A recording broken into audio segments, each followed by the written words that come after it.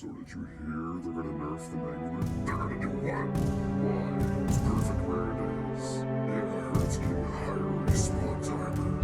Well, as long as they don't What change the is code. a Spartan? Spawn pad. Guess it'll be fun. Were you thinking like Wow, they removed the Mangler? That's so overpowered. what the fuck did you just say, little shit? Get over here! A Spartan is a symbol. Orbital Command to Ground Zero. What do you see down there, Spartan? I see like 11, 12, 13-year-old demographic here, maybe 14, 15. But then any older than that, it's kind of pushing it. You know, 6, 7 years in production. I was expecting, like, for the especially for the campaign. I mean, we're gonna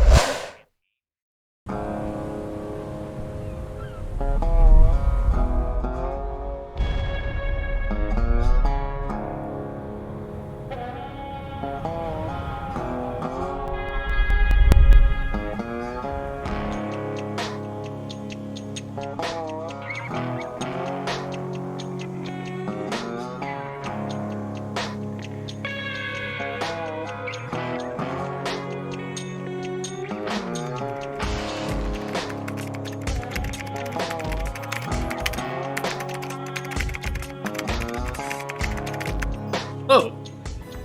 Hello. I'm Soulstace. I'm the best Halo player in the world. I mean,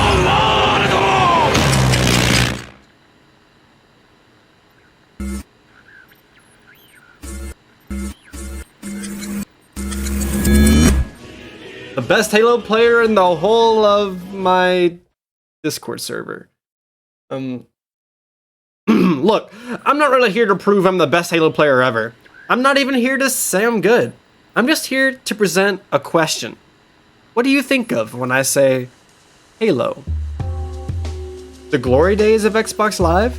The granddaddy of all modern first-person shooters? Maybe you think of that green robot from Fortnite. I know when I hear the word Halo, I think of one of my favorite games of all time. A game that's deeply rooted in my childhood. And that game is Halo 3.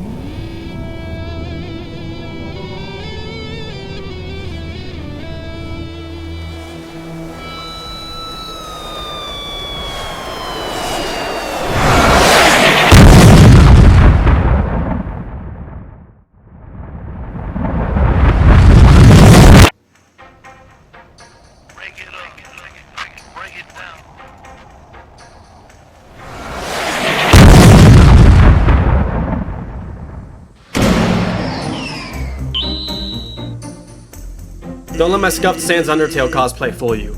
I'm not necessarily here just to say Halo 3 is the best Halo ever. It's a firefight for another day. Nope. Despite what the video title would have you believe, I'm not even here to tell you Halo Infinite is bad. I'm just here to tell you how and why Microsoft got hard for money again and pulled a good old Halo 2 on Halo Infinite. Soulstace Halo 2 was the best Halo of its time, and Infinite has the best campaign of all time! Look, Halo 2 was incredible, but much like Halo Infinite, it was rushed out the door in such a manner that the devs were never able to complete the original vision for the game. What E3 gave us was the sense that we still didn't have the target that we were aiming at.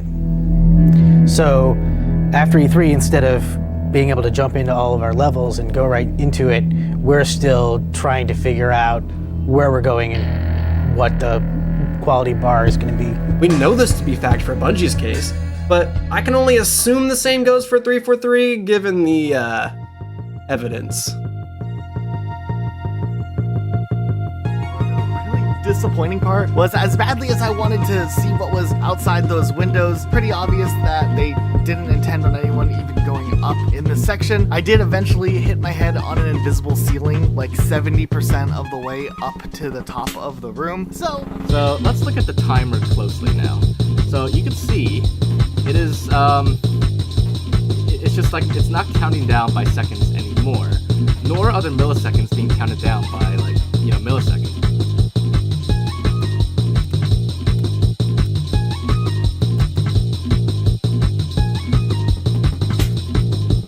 But then then when I kind of turned around and rotated backwards and got a wider view of what was going on, it was actually just some of the debris that comes out of the ceiling when everything's exploding. We got a plan here. They didn't move? Perfect.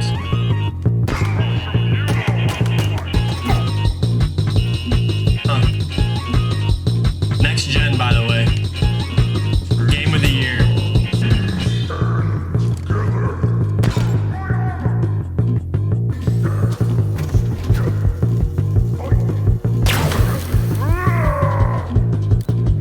He's really hanging out, huh?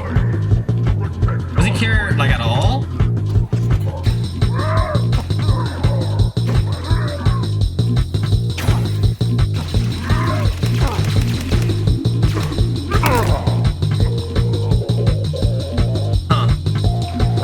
Check this out.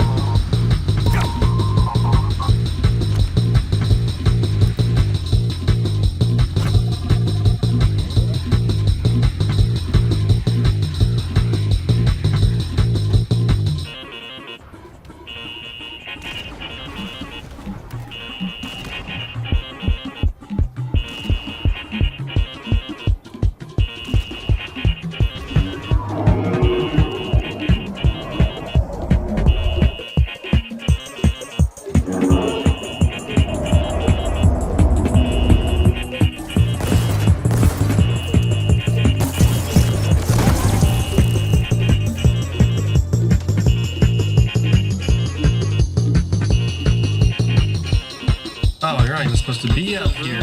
Over here and punch this specific door 3 times. For whatever reason, the door just opens up. Now you may notice nothing is textured, but when you step through the door, the entire hallway will then load. Let's watch it again in super slow motion and see the path of the classroom. Path of the classroom.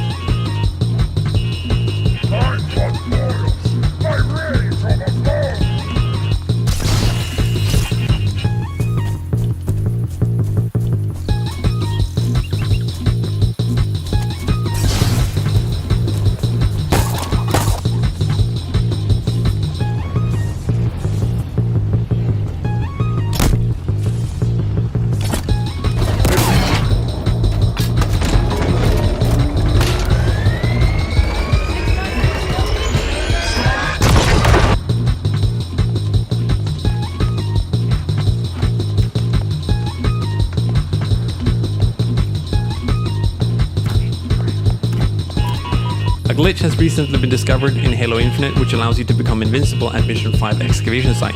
In this video we'll be using this glitch to become invincible and break out of the map and explore the previously unreachable regions of the map, including the unused Finished really want to protect their fuel silos. Clearly. So what are you going to do about it? Disappoint them. Nice.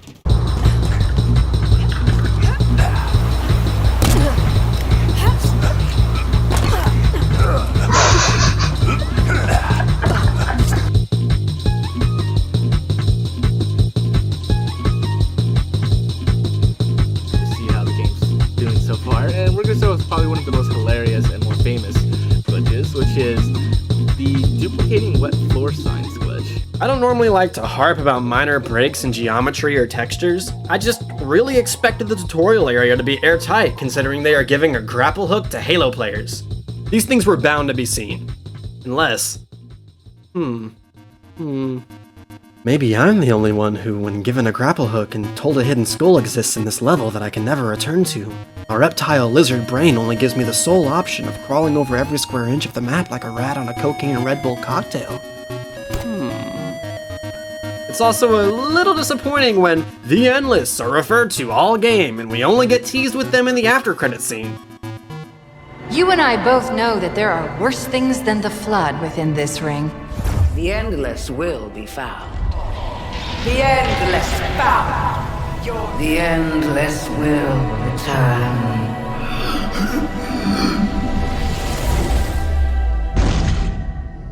The Endless must be contained. If Halo cannot end them, it must imprison them. When it is done, the engineers will be busy. We will learn their secrets. But, you know, 10 years of content, gotta leave room for expansions in the story, yada yada yada. Sure, I can accept that. That's fair. Perhaps it's even multiple carnivals. But what is not even a single festival is the fact that the campaign is the length that it is, and we have no side quests, no new game plus, nothing to do at all outside of the main story. No sub-factions, no crafting, no mini-games, not even any cool cosmetics. You get the exact same in-game rewards for beating the campaign on easy as you do on a lasso run. Can you guess what it is? I'll give you 5 seconds. Time's up! The correct answer is... literally fucking nothing! What's worse is they do have armor lockers all over the place. They just don't give any real pieces of armor. That's right, they're called armor lockers. And they don't give armor. They give colors and nameplates. 343, they should have been called color lockers. Maybe nameplate lockers? How about useless fucking cosmetic lockers? That would have been fitting. It's almost as if they stuck all the interesting armor sets behind a paywall. And I'm not saying any Halo campaign necessarily needs any of these things, but you tend to expect a lot more from open world games. I'd say the same for expecting a lot of good from Halo games in general, but Halo 5. When you look at the game as how much content you get per your $60 or $1 with Game Pass, Halo Infinite is consistently outperformed in almost every content category by any other open world game, or Halo game for that matter. Observe.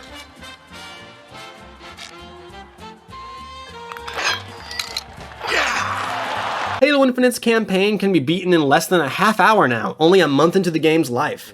In today's video, you're going to be flying the Pelican, not just getting inside it, actually flying it around with no mods. And I'm pretty sure if you cut out all of the unnecessary and pointless areas of Halo Infinite's world map, you'd end up with less square mileage than ODST.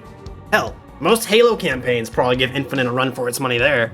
It's most likely that many things will be added to the campaign in the coming months and years, but it might be too little, too late. There's nothing interesting in this open world other than the main storyline and some Easter eggs. Because of this, you could potentially experience almost all of the content in the Infinite campaign casually in less than 10 hours as a first-time Halo player. My own first-time Legendary run took about 8.5 hours. That might be what you expect from a standard Halo title, but it's extremely disappointing to see from any actually open-world game.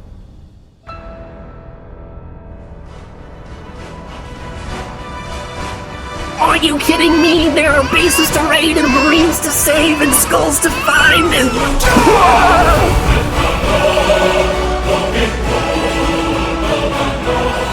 Sticking to open world games, a first-time Skyrim run takes an average of 33 hours for a casual to beat just the main storyline. That's not touching on the incredible and expansive side quests at all. If you want 100% of the game's side quests included, that would be closer to 211 hours. It took about $100 million and 6 years to produce that.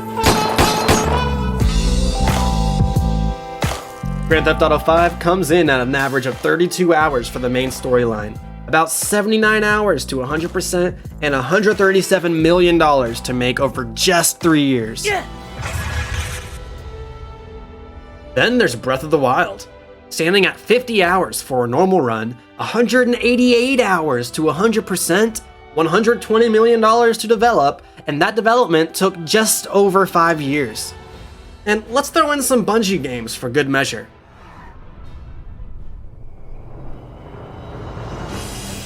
Bungie planned on finishing the fight with Halo 2, but due to all the cut content, they still had so much ground to cover, so they made Halo 3. Now, there's no doubt that both titles are incredible games without much reason to compete for a title of the best. Same goes for Skyrim, GTA 5, and Breath of the Wild. But, if we were to compare them all, what would we find? Well, I'm assuming by how deep we are into this video already, that you have an incredible, bloodthirsty desire to know. Yeah, desire to know how this at all relates to Halo Infinite. Save it for the comment section! Halo 2 is about a 9-hour run, 19 hours for 100%, took 10 incredibly painstaking months, and $120 million to produce. Halo 3 takes about 8 hours to complete, and 19 hours for 100%. It also took about 2 years and $60 million to produce, advertising and all.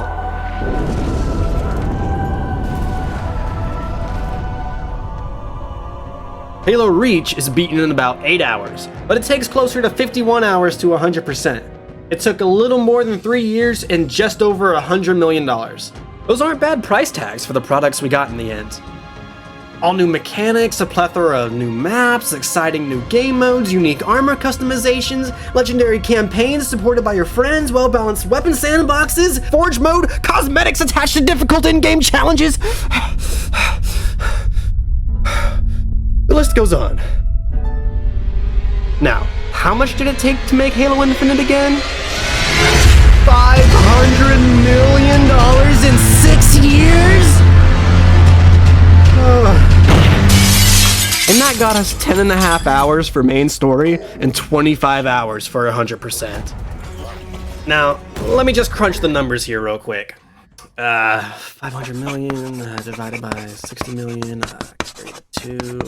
It looks like we're expecting a game approximately 3 times better than Halo 3, if we're being really conservative. So, let's run through that checklist again. All new mechanics. Oh, that's good. Check. A plethora of maps. 10 on release compared to 2's 9 and 3's 11. And check, even though you only ever see 7 of them because Big Team Battle has been broken since launch. Exciting new game modes? None that we can see. Wait, how did we lose game mode? Unique armor customizations. The body of customization content that we have on day 1 ensures that there will be millions of customization combinations for Spartans on the battlefield. Coatings offer us a unique opportunity to craft some hyper-polished looks and let you express yourselves in ways you've never been able to before. So we're coming at this from a player-first mentality. All of these rewards are single source, so you're never going to be confused about where things come from. If you can unlock something in the Battle Pass, we're not going to let any other players circumvent that by purchasing it out of the storefront. A lot of our stuff is unlocked through playing the game and only through playing the game. But seriously, this is a greater issue that has to do with the free-to-play model, but we'll get there in a minute. Legendary co-op campaign. Nope. Check back in 3 months. A well-balanced weapon sandbox. Well, if by well-balanced you mean on one side of the scale you have... and on the other side of the scale you have... Bro, that thing is a monster, man.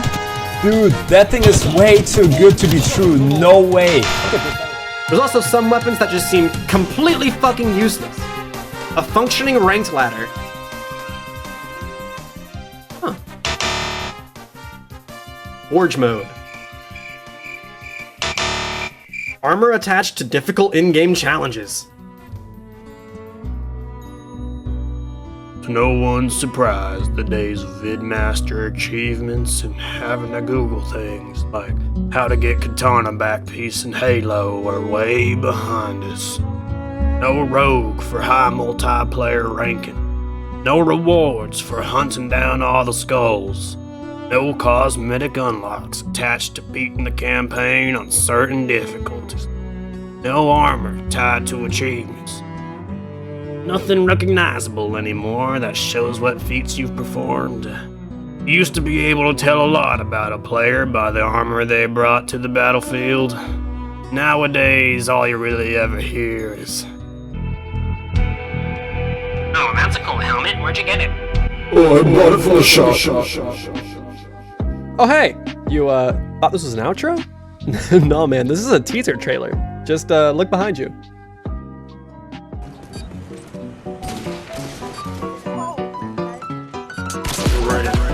Halo Reach came out at $60 bundled with countless, almost limitless armor combination possibilities, and it was beautiful. Calm down, Fuck you, Craig. Shut the fuck up. Shut up, Brett. And I will shoot him down someday. I will kill anyone, anywhere. Children, animals, old people, doesn't matter. I just love killing. It's not about winning. It's about fun. What's that? Fun is when you... Fun is... It's like... If you've enjoyed what you've seen so far even half as much as I've enjoyed making it, then I'll see you here for more next week.